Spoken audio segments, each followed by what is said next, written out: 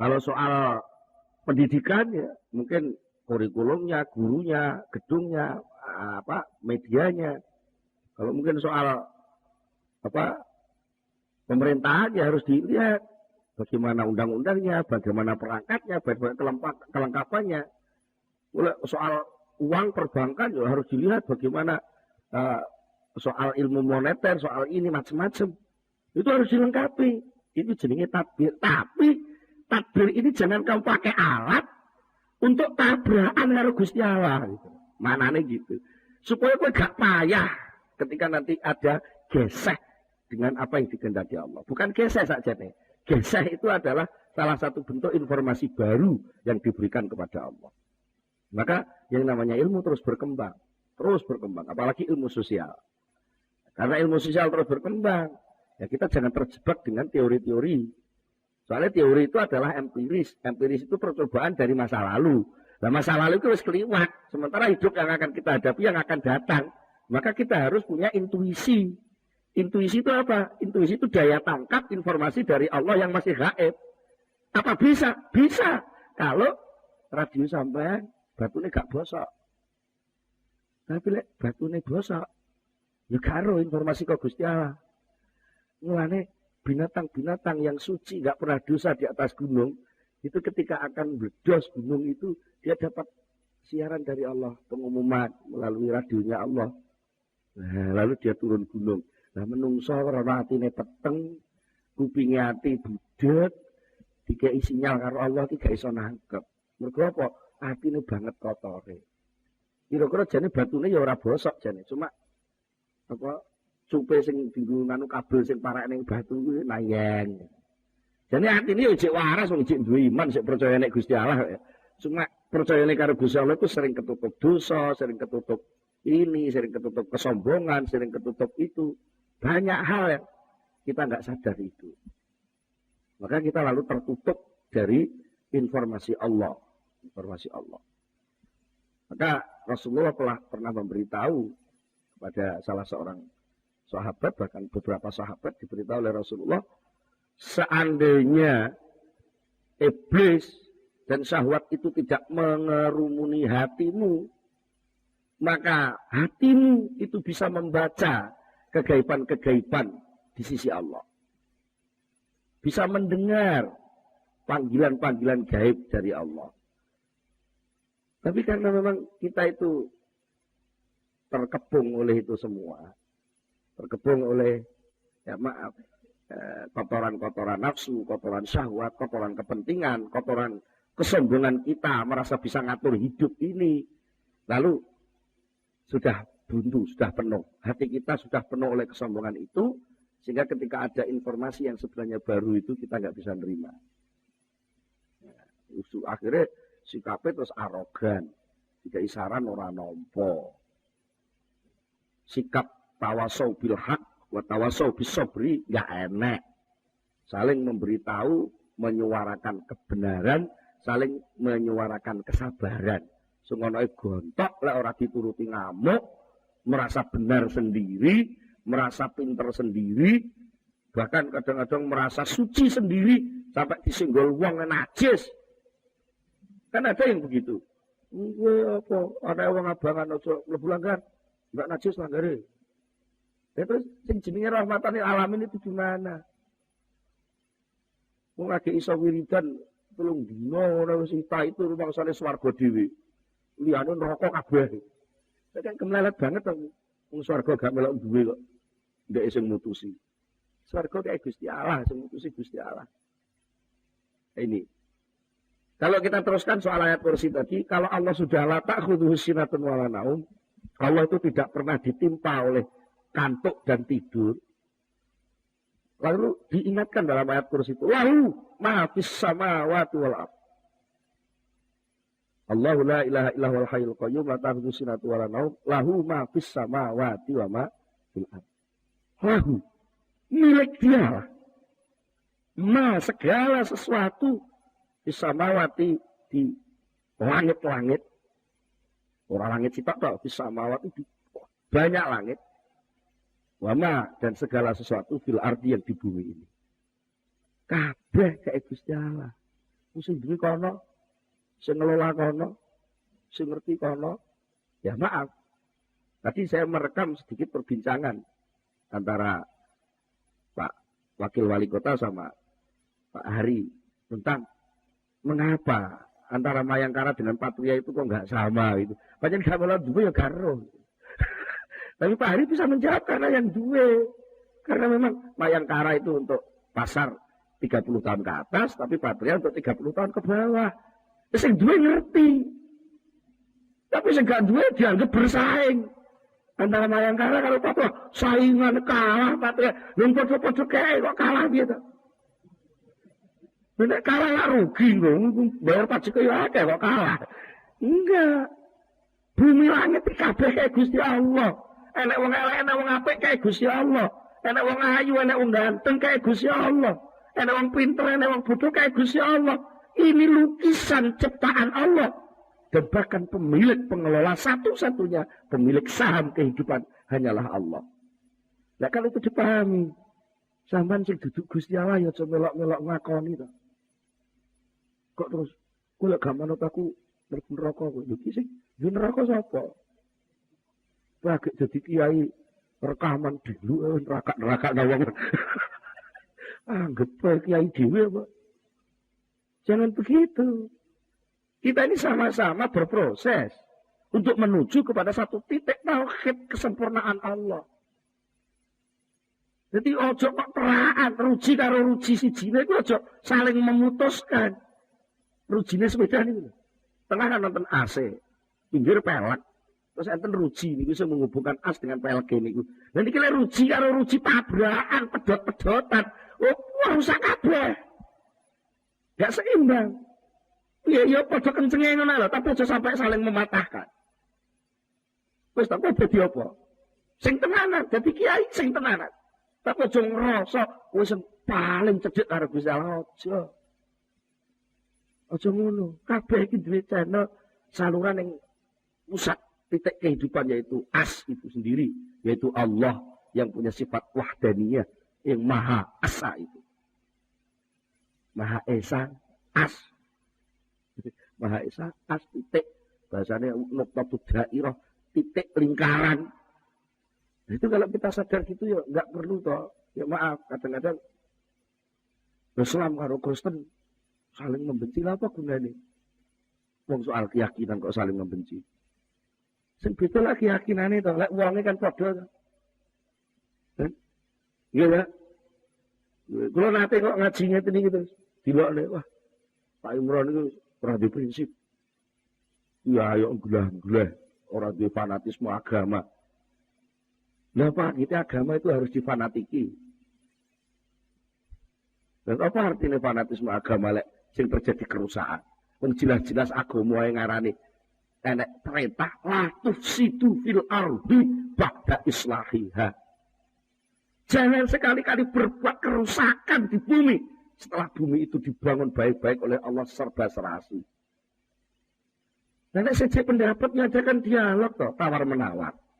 Ini loh Mas, kue Kristen nak nyembah Gusti Allah toh. Iya, lah kue Islam yang nyembah Gusti Allah. Lek cara pun nyembah ngene iki.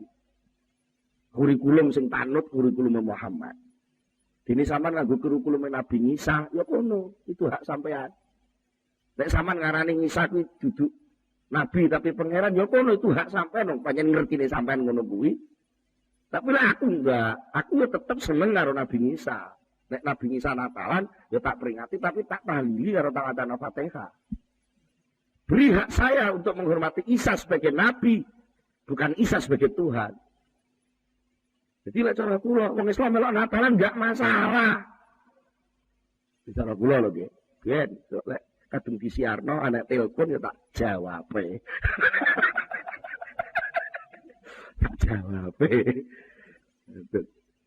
Itu sing napa kan penyiar ben bingung dhisik penyiar. Golek aku.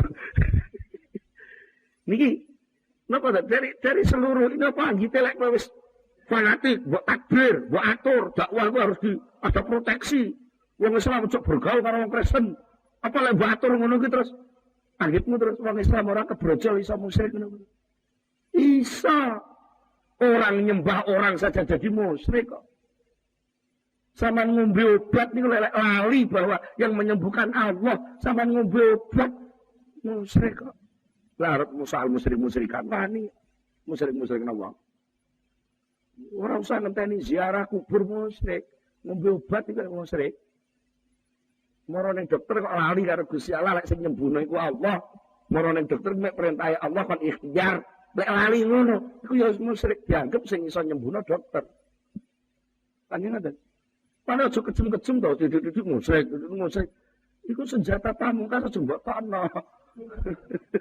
Temane itu senjata pamungkas malah ditokne ki ning kamar karo bojone ngono lho. Senjata pamungkas dieber-eber ning ratan. Malah akeh sing musuhi sampean iki.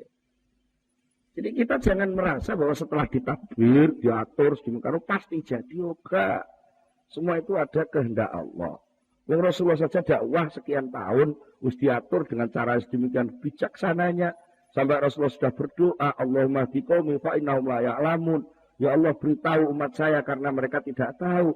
Ya wis donga, kanjeng Nabi wis akhlake apik, lek dakwah ya wis nyontoni. Begitu aja jenenge wong munafik kok. Kok sampean punya ambisi ingin mengislamkan seluruh dunia. Enggak bisa. Itu namanya nerak sunnatullah. Lek kabeh wis Islam lha kok terus dakwahi sapa jajal. Lek kabeh wis apik sing arep mbok dakwahi sapa? Sing arep mbok jak sapa? Kabeh wis melok. Ya jenenge kowe gak sadar ma fis samawati wa ma. Itu salah kono sing gawe. Bukan berarti lek kono sing gawe terus sampean menengahe. Lek sampean menengahe berarti gak budal, pure neh sampean. Uti kandhane aja pure kok. Sing duwe kono, sing atur kono, sing lola kono. Tapi sampai itu masuk dalam pengelolaan yang sudah ada job yang harus sama selesaikan. Ojo pure.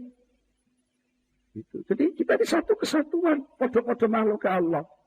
Ojo gampang bengkerean. Itu. Kalau terpaksa harus bengkerean, ya usahakanlah kerusakan itu seminimal mungkin. Lek kepeksa sampean ku pancen kudu mateni pitik, itu jenenge kepeksa. Ya lakukanlah mateni pitik itu dengan cara yang benar dan halal. Sebutan asmane Allah. Jadi aku mbeleh pitik iki bismillah atas nama Allah. Ora kok aku arep mateni pitik atas nama Allah. Apa maksudnya atas nama Allah itu?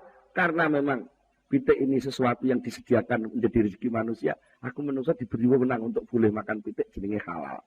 Tapi sakjane kok terus pitik kuwi ilang eksistensine enggak. Mergo hakikate nek kowe mung dadi pitik, pol-pol nek mati dadi batang ning sampah.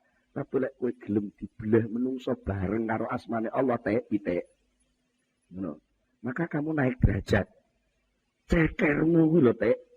Nalika kowe urung dikeki bismillah karo menungso, cekermu ki munggah meja dibengkalang wong. Tapi bangsa kowe wis manut, gelem tunduk kate dibarengi bismillahirrahmanirrahim, terus dimasak mateng, cekermu ki iso munggah meja. Dan gak enek wong nyeneni. Ora terima munggah meja, cekermu iso obok-obok sing belah kowe. Dan gitu, ini salah satu kebijaksanaan Allah ya. Kadang-kadang kita nggak tahu data tentang itu. Kita nggak pernah bisa menyerap hikmah itu. Pada hakikatnya apa? Pitik itu munggah derajat. Ketika dia hidup jadi pitik-pitik tok, itu nggak ada nilai mukalaf, nggak ada nilai tugas, nggak ada nilai wakil khalifah. Tapi lek masuk dalam fisik manusia, masuk di pangan menungso, jadi gede menungso, masuk ning jantungnya menungso, melok salat, melok sujud, melok berjuang, melok ini, enggak derajatnya pitik. Itu hikmah. Maka kalau kita melihat orang yang mungkin coro tatanan dia nabrak aturan, dia lagi gak sadar, lagi elek, lagi akeh dosane, jangan dihina dulu, tapi munculkanlah kasih sayang.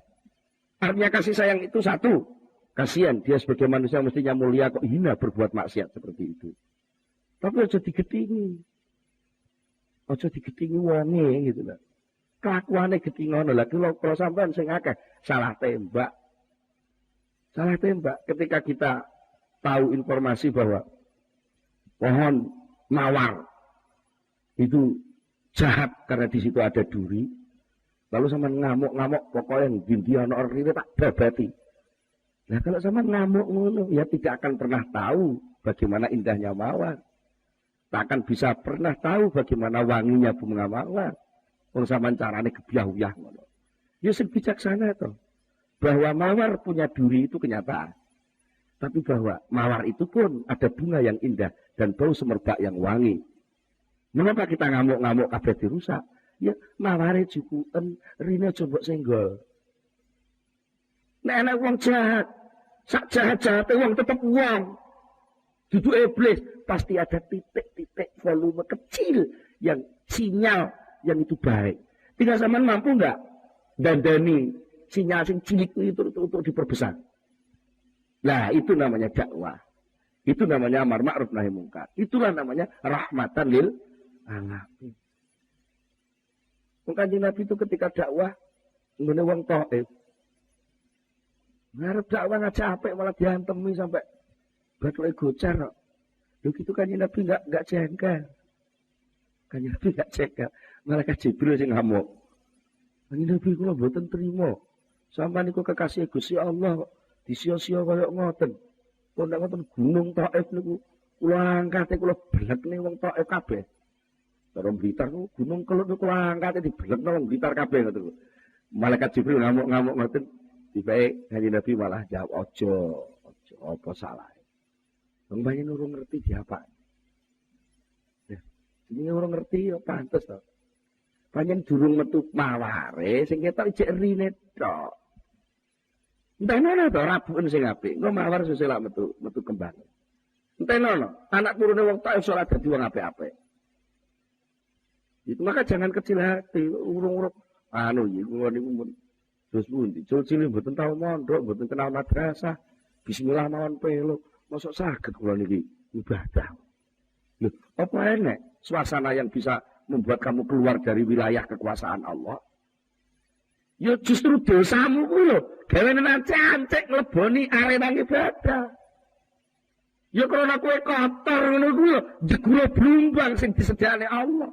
Aja kok malah kula pun kotor mboten wani ten blumbang, pancen blumbang disediakno kanggo wong kotor-kotor. Tapi aja jarak, lek wis bar kok blumbang resik, wis mlebu ning aula kene terus ora jalan ke jegur tahi lah, itu jenenge nantang. Itu kalau kita paham, lahu ma fis samawati wa ma fil ard, semua sudah ditakdir oleh Allah, semua sudah diatur oleh Allah. Jangan sekali-kali ikut memberi batasan-batasan suatu hasil. Pokoknya kabeh kudu dibatasi embuh. Tapi aktivitas takbir terus berjalan. Nah, yang perlu diistirahatno itu kan atine, kepenakno hatimu. Bukan kok tinggalan takbirmu, kan enggak ada perintah gitu. Arif ngepenakno sapa sira, nafsaka ing awak sira dikepenakno minat tadbiri saking takbir. Tegese piye? Takbir sing mbok lakoni iku lakonono kanthi penak wae, aja sampe mbok nggo nabrak takdire Gusti Allah. Aja duwe penganggep, lek takbirku iki lho sing kok arep nekakno sukses enggak. Sukses itu datangnya dari Allah.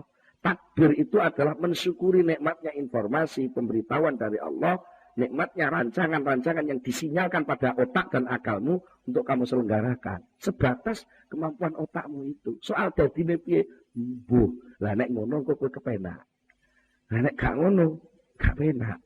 Mau tabrakan terus krasa gagal, lek krasa gagal gelo, lek gelo kecewa, lek kecewa ngamuk-ngamuk. Ya lek ekspresine kecewa kuwi pas positif, lek ekspresine pas negatif, merusake luwih akeh neh. Disitulah maka kita harus hati-hati.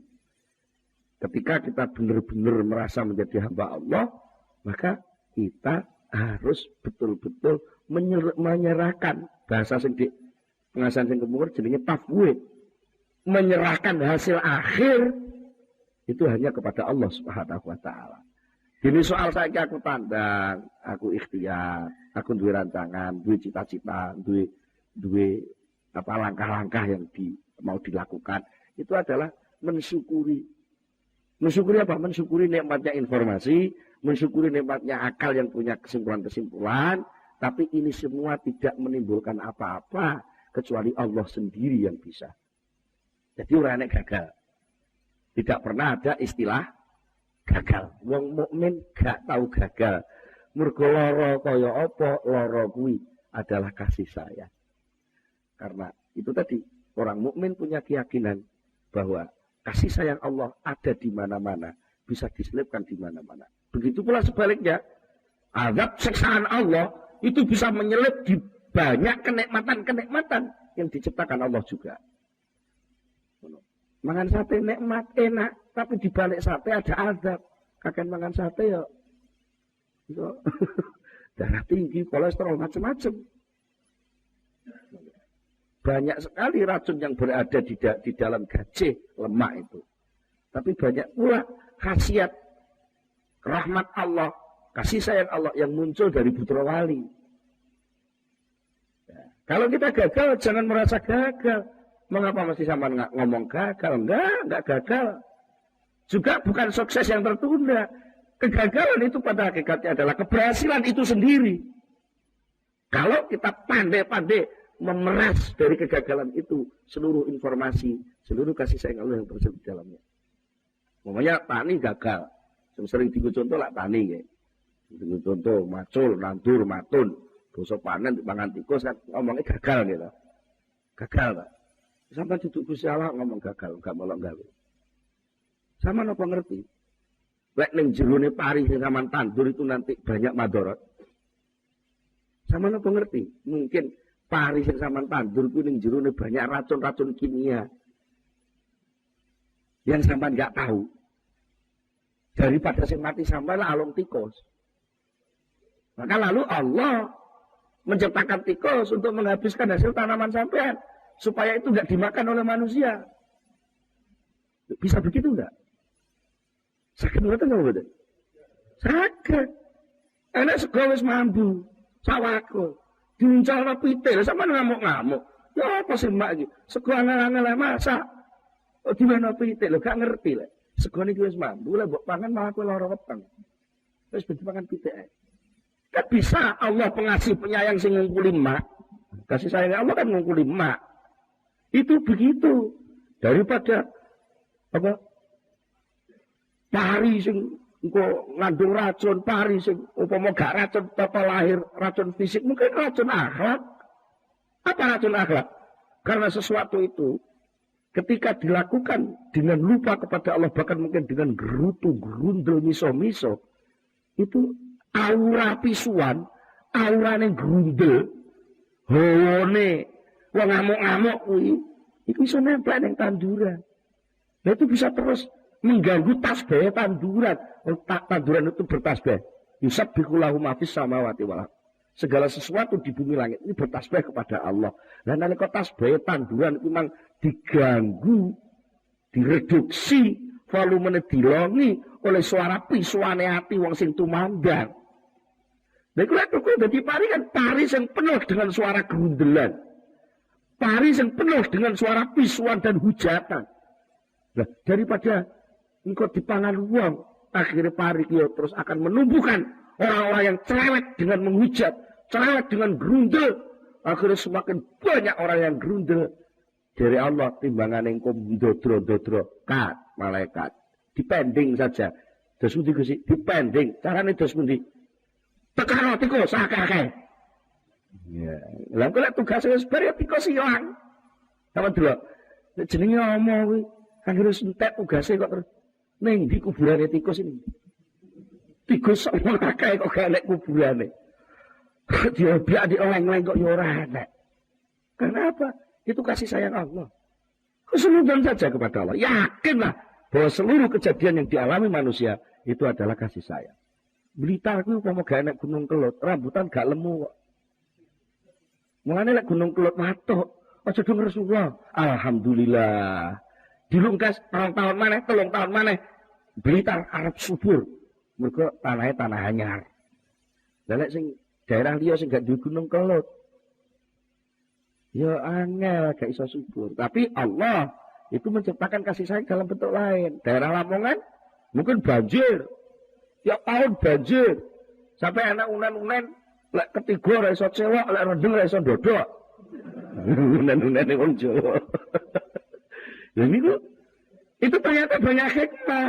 Apa hikmah ya? Ternyata senajan kelangan pari kebanjiran, tapi akeh loberan iwak saka tambak mara ning banjir-banjir kuwi. Itu pandume Allah. Adil kok Gusti Allah. Betul-betul adil. Sampai soal tempat dan waktu itu Allah sudah membagi. Ya, membagi. Tempat sama sholat di Mekah sekali sama dengan 100.000 katanya. Ada yang berkata 100.000 riwayatnya. Tapi lek sholat ning Jawa ora. Nek donga ning makam Ibrahim, donga ning Multazam gampang dijabahi. Tapi lek ning Jawa ora kok ngono. Multazam itu tempat yang penuh berkah. Mekah, Masjidil Haram itu penuh berkah. Tapi tempat lain juga sama sebenarnya. Kenapa? Mergo Mekah iki arang-arang udan. Mekah itu arang-arang udan. Lah mau kalau tanah Jawa sering udan. Mongko enek hadis dawuhke, sapa wonge sing gelem ndonga pas barengi turune udan, kuwi dijabahi karo Allah. Lah berarti lek tanah Jawa iki sering udan, ki sampean sering ndonga. Lah dia dijabahi lek sampean mare udan malah ngresula ora ndonga. Padahal ada nuansa nek gak ngandel sampean rasakno. Nek enek lagu sodok lawas nih kok. Hujan rintik-rintik. Apa? Jalan kenangan nih lho apa? Jalan wong loro nggih. Iya ta nggih, jadi sepul kelingan nih. Dan itu ternyata menggambarkan suasana hujan rintik-rintik. Itu indah. Mengapa ada keindahan orang hujan rintik-rintik kok indah lho. Indahnya kondi. Itu saya yakin karena di situ banyak malaikat yang turun menjadi panitia penurunan hujan. Saat panitia yang namanya malaikat ini ngurusi hujan, dan sampai amin, dongo-dongo, katut kecatet, proposal masuk ke sana. Nah, mudah diijabahi. Nanti kok kita bisa lobby di luar jam dinas kan gampang lobbynya. Tapi pas jam dinas lobbynya kan angel. Tuh. Malaikat juga gitu. Malaikat kali kau hujan, udah geger ngurus hujan. Ini salah satu bentuk mungkin hal-hal gaib, hal-hal yang kita tidak tahu, tapi Allah jelas-jelas menyalurkan kasih sayang itu kepada manusia. Itu harus kita yakini.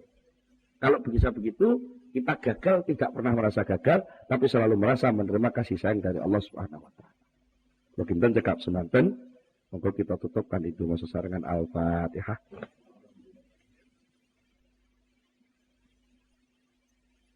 Allahumma salli ala sayyidina Muhammad wa sallim wa radiyallahu tabaraka ala sahabati Rasulillah ajma'in alhamdulillah rabbil alamin hamdan yuafi ni'amahu wa yukafi mazidah ya rabbana lakal hamdu kama yanbaghi li jalali wajhika wa 'azimi sultanik Allahumma salli ala sayyidina Muhammad Allahumma salli ala sayyidina Muhammad Allahumma tsabbit imanana wa nawwir qulubana wa sallimna fid dunya wal akhirah rabbana hab lana min azwajina wa dhurriyyatina qurrata a'yun waj'alna lil muttaqina imama rabbana atina fid dunya hasanah wa fil akhirati hasanah wa qina adzabannar Subhana rabbika rabbil izzati amma yasifun. Wassalamun ala mursalin walhamdulillahi rabbil alamin. Al-Fatihah.